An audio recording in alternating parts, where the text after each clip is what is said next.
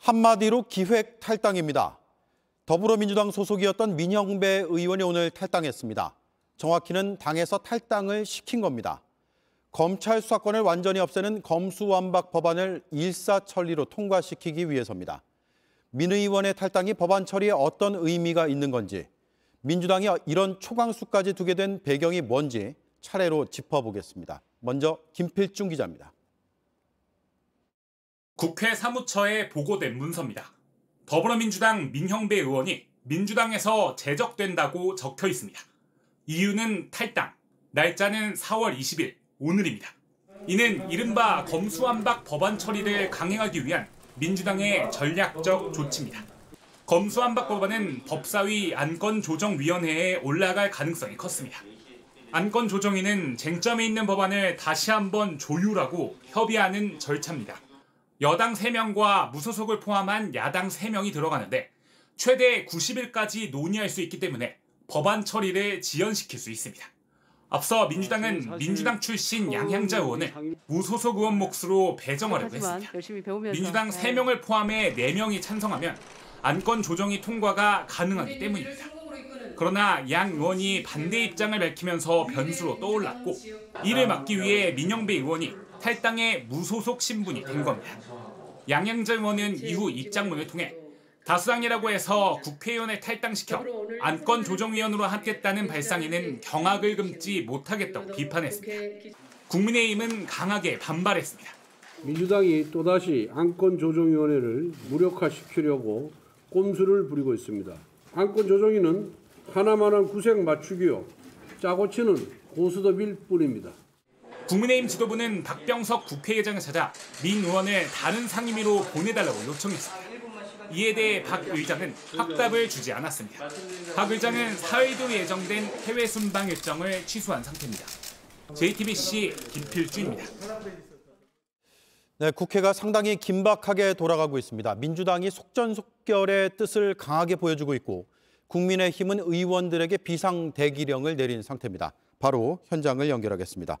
고석승 기자, 지금 법안 심사가 어떻게 진행되고 있습니까? 네, 현재는 회의가 중단된 상태입니다. 법사위 법안심사소위는 오늘 오후 3시 50분에 시작됐다가 10여 분 만에 정회됐습니다. 오늘은 일단 다시 회의가 열릴 가능성이 희박한 상황입니다. 오늘 오후 5시쯤 민주당이 안건조정위 구성 요구서를 국회 법사위에 제출했는데요.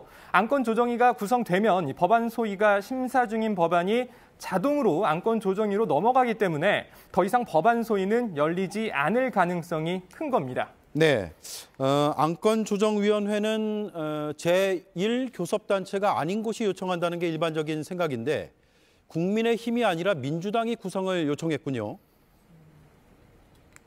네, 그렇습니다. 민형배 의원이 탈당하면서 안건조정위 구성을 유리하게 할 수 있게 됐고 안건조정 절차 자체도 사실상 민주당 뜻대로 마무리될 가능성이 커졌기 때문입니다.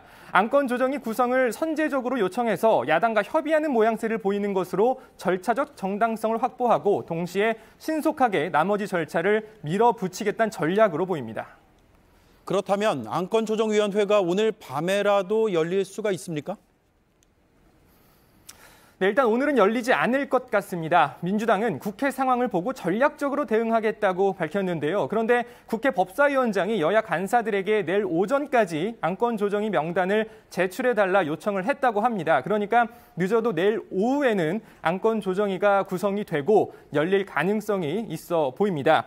한편 이 해외 출장을 미룬 박병석 국회의장도 긴박하게 움직이는 분위기인데요. 의장실 관계자는 JTBC에 국회의장이 중재에 나서기로 방침을 정했다면서 현재 물밑 교섭 중이라고 말했습니다. 국회의장이 중재에 나선다고는 하지만 민주당은 강행 처리하겠다는 의지가 분명합니다.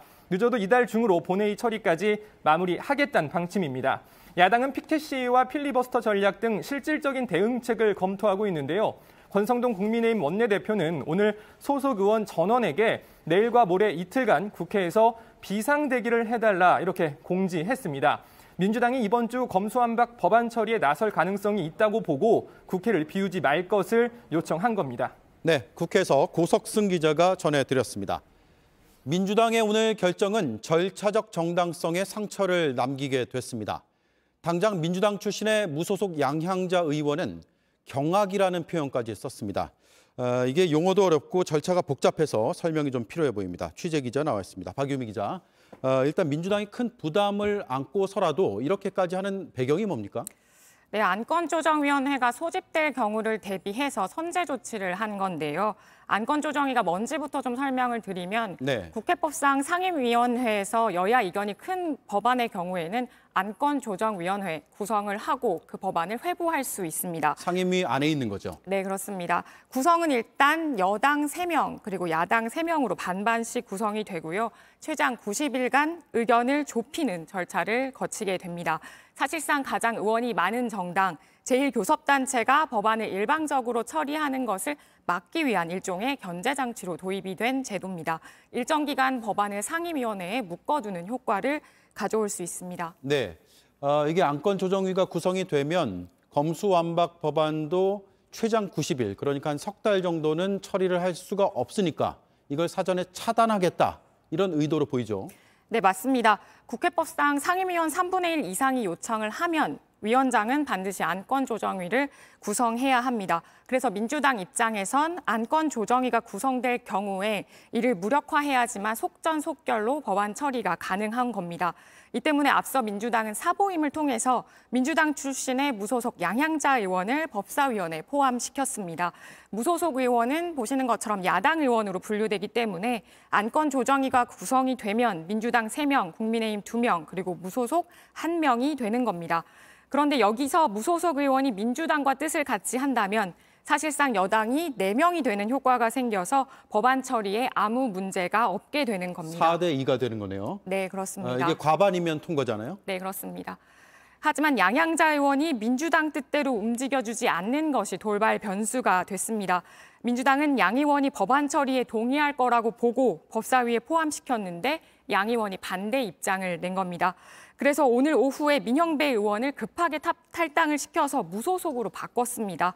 그래서 양 의원 대신에 민 의원을 투입하는 걸로 전략을 짠 건데요.